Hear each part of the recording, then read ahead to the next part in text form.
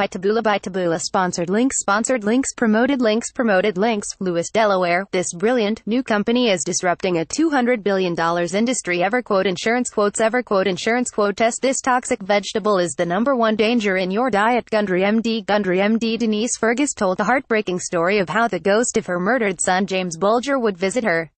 She was on Today's Loose Women to talk about her new book, One Let Him Go, which marks the 25th anniversary of James' tragic ending. He was murdered in 1993, just weeks before his 3rd birthday, by two 10-year-old boys. The heirs, Robert Thompson and John Venables, abducted him from a shopping center and tortured and dead him. They were Britain's youngest murderers and spent 8 years in a young offenders institute before being released with new identities. Denise told the Loose Women, "It might be 25 years but it doesn't feel like that to me.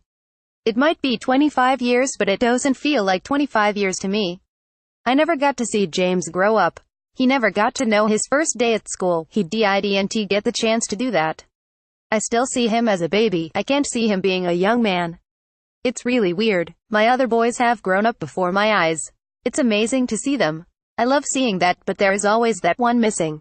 She added, "I didn't want to lose any memories at all of James. No parent does when they lose a child. But over the years they start going to the back of your mind without you even realizing it. Writing the book, everything has come back to me, all the lovely memories. I don't go back to the day he went missing. I don't want to go back there. The memories that are put into the book are mine to keep. Now they're in paper and I can look at them anytime I want and I can see the memories for myself." Denise has spoken before of how she struggled to cope after James. And it was finding out that she was pregnant with Michael, now 24, that saved her. Denise, who is also mom to Thomas, 19, and Leon, 18, said, "When James was taken I just wanted to be with him, but then I found out I was having Michael and if I wasn't having him I don't think I'd be here. I was a mum and I didn't have any kids, but when Michael was born I was a mum again." She went on to describe that she believes James' ghost would visit her. Video will play and watch again. Chilling interview of John Venables confessing to James Bulger murder. Share this video. Watch next. We pay for stories. Send your videos to video@trinitymirror.com. She said, "I don't know whether I'm going mad. There was time I was cleaning around the bathroom sink and I was in my night dress and I felt a tug. I turned around to say to Michael, 'What's up, Michael? Wasn't there?' So I was like, this is weird. So I shouted down the stairs to my niece, 'Is Michael down with you?' And she said, 'Yeah.' So I was like, okay, that room's done now." Denise said she'd shout downstairs to find out that Michael was down there and she was alone upstairs, believing that it was actually James trying to get her attention.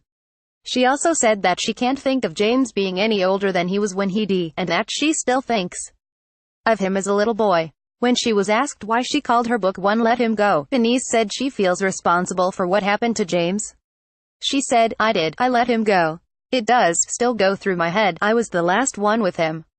And yeah, my mind is full of if only I'd stayed in that day, if only I'd taken the buggy, which I always did. I always took the buggy. He was always strapped in it.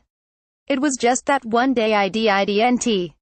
Denise said she always put James in his buggy when she took him shopping, but didn't that day for some reason. Explaining what happened, she said she let go of James' hand for just a moment to get her purse out in a shop and told him to stay by her side, and a second later, he was gone. She said, "It was so quick. He came into the shop with me. He stood at the side of me. I had hold of his hand, and I said to him, 'Wait there, stay there,' and as I turned to get my bag and my purse to pay, I looked down and had gone. The person that I was with, she was standing on the other side of the shop. I shouted over to her, 'Where's James?' and she went, 'Oh, he'll just be outside and I'm going. He shouldn't be outside.' That's when I run out and unfortunately I took the wrong turning. They were going one way as I went the other. There's only two ways you can go. Unfortunately I went the wrong way." Denise said she's worked hard to move past her grief, because it's not fair on her other children.